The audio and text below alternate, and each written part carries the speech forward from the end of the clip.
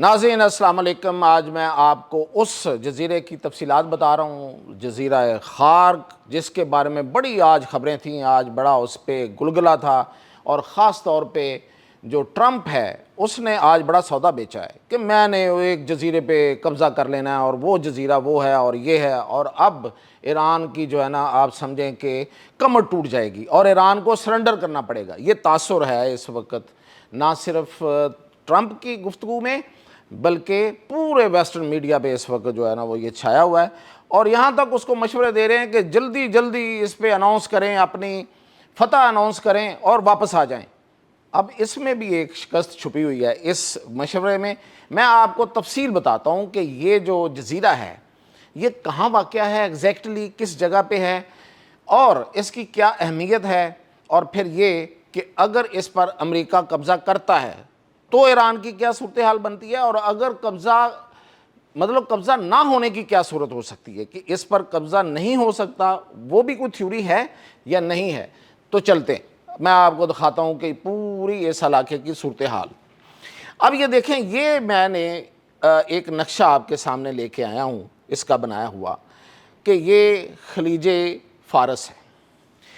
یہ ایک پورا ایک خلیج ہے، یعنی کہ سمندر کی کٹی ہوئی ایک چھوٹا آپ دریا کہہ لیں سمندر میں سے، یہ خلیج ہے، خلیج فارس اسے کہتے ہیں۔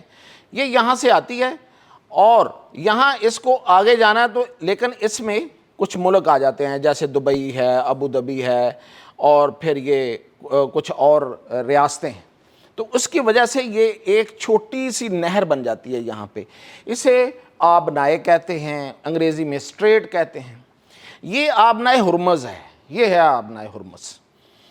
اس کے اس طرف سارا ایران ہے، اور اس طرف دبئی اور راس الخیمہ اور باقی ریاستیں۔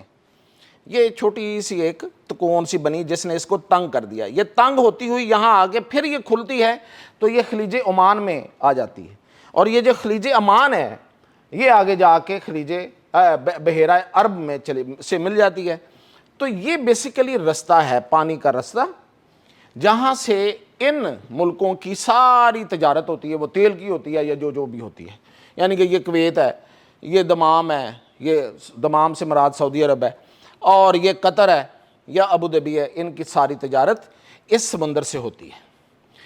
اب یہ ایک چھوٹا سا جزیرہ ہے، اس کا ذکر پہلی دفعہ لوگوں نے زیادہ سنا، بہت اہم جزیرہ ہے، بہت سے لوگوں کو پتا تھا، لیکن پبلکلی اس کا نام اب آیا۔ وہ یہ ہے، یہ بالکل آپ دیکھیے گا کہ اتنا چھوٹا سا ہے کہ اس سکرین پہ آپ کو لگتا ہے کہ جیسے کوئی نقطہ ہے، لیکن یہ نقطہ نہیں ہے، یہ پورا ایک جزیرہ ہے، اسے کہتے ہیں خارک۔ اس پر یہ بیسیکلی ایران کا جزیرہ ہے۔ جزیرہ ہوتا ہے جو سمندر میں پانی کے اندر ایک چھوٹی سی خشکی کا ٹکڑا۔ اب یہ جو ایران کا علاقہ لگتا ہے اس کو، وہ اسے کہتے ہیں بوشہر، یہ ضلع ہے، یہ بیسیکلی اس کی ایڈمنسٹریشن میں ہے، اس کی انتظامیہ میں آتا ہے، اور یہ اس پہ ایران کے قبضے میں۔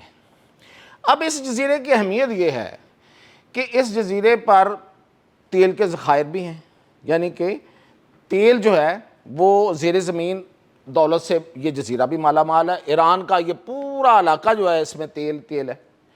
دوسری اس کی جو سب سے بڑی ہے، یہ اصل میں بندرگاہ ہے، بیسیکلی یہ ایران کی بندرگاہ ہے، یعنی کہ ایران کا جتنا تیل ہے وہ پوری دنیا کو جاتا ہے، وہ اس بندرگاہ، اس جزیرے سے لوڈ ہوتا ہے جہازوں میں، بڑے بڑے جہازوں میں۔ ڈیپ سی ہے یہاں پہ، یعنی کہ پانی بہت گہرا ہے، تو بڑے بڑے جہاز لگ سکتے ہیں یہاں پہ۔ تو پورے ایران کا تقریباً، پورے ایران کا آپ کہیں کہ 90% جو تیل ہے وہ اس بندرگاہ سے جاتا ہے۔ اچھا، اب یہ جو یہاں سے جہاز نکلتے ہیں اور پھر یہاں سے گزرتے ہوئے پورے دنیا میں چلے جاتے ہیں، یعنی کہ اس وقت آپ یوں سمجھیے کہ پوری دنیا کا جو 20% تیل ہے نا وہ اس رستے سے گزرتا ہے۔ اس کی تو بڑی باتیں آپ سن رہے ہیں نا آبنائے ہرمز کی، یہ تو میں نے آپ کو بتا دی۔ اس وقت جو ہے وہ خارک زیر بحث ہے۔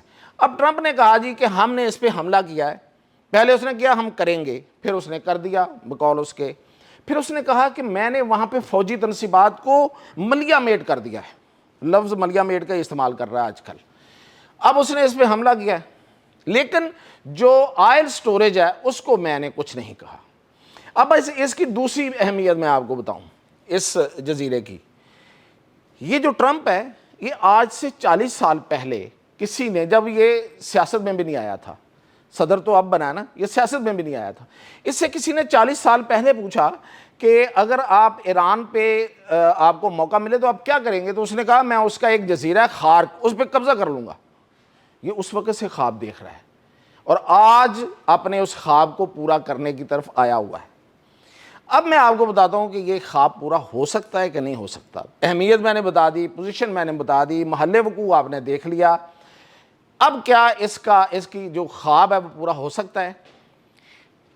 اس پر جو اس نے حملے کیے ہیں اس پہ جو ایرانی رد عمل آیا ہے وہاں سے شروع کرتے ہیں۔ عراقچی ان کے جو وزیر خارجہ ایران کے وہ کہتے ہیں کہ اس پر حملہ ایئر سٹرائک نہیں ہوا بلکہ اس پر artillery فائر ہوا ہے، یعنی کہ توپ خانے کا فائر ہوا ہے، یعنی اس پہ گولے فائر ہوئے، کو راکٹ فائر ہوئے ہیں راکٹ لانچر سے اور توپ خانے سے، اور وہ فائر ہوئے ہیں ابو دھابی اور دبئی سے یہاں فائر ہوا ہے، وہ یہ کہہ رہا ہے۔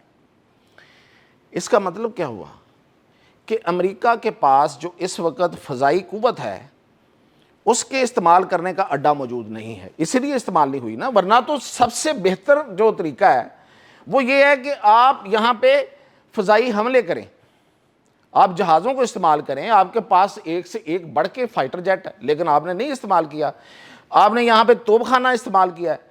تو اس کا مطلب دوسرا یہ نکلتا ہے کہ USS ابراہم لنکن جو یہاں پہ اس خلیج فارس میں بھیجا گیا تھا اس ایران کو، یہ ایران ہے سارا، اس پر حملے کرنے کے لیے تاکہ وہاں سے اڑ کے جہاز وہاں پہ حملے کریں، وہ واقعتاً بہت ڈیمیج ہو چکا اور وہ بہت پیچھے چلا گیا۔ ایک تو خبر اس میں یہ ہے، یہ سمجھ آتا ہے، اس کی تصدیق، خبر تو ہے، تصدیق ہے اس کی۔ دوسرا یہ ہے کہ یہ جو یہاں سے فائر کر کے اس پہ قبضہ کرنا مشکل ہے۔ ہاں، اب جو تیسرا طریقہ ہو سکتا ہے وہ یہ ہے کہ جی سمندر میں وہ اتریں یا ادھر خشکی پہ اتریں کہیں ان کی فوجیں، وہ سمندر سے تیر کے کسی کشتیوں میں اس جگہ پہنچیں اور اس پر جا کے بوٹس آن گراؤنڈ کر لیں، اس پہ قبضہ کر لیں ان کی فوجیں۔ ٹھیک ہے، یہ ایک آپشن ہے، لیکن کیا یہ قابل عمل ہے؟ یہ میں آپ کو بتاتا ہوں۔ اب یہ دیکھیں، یہاں سے اگر کویت سے آتے ہیں تو لمبا فاصلہ ہے امریکیوں کے لیے، سعودی عرب سے آتے ہیں لمبا فاصلہ ہے، دبئی سے آتے ہیں لمبا فاصلہ ہے، ایران سے کتنا فاصلہ ہے اس جزیرے کا؟ صرف 10 سے 20 کلومیٹر، یہ اس کے ساحل کے ساتھ۔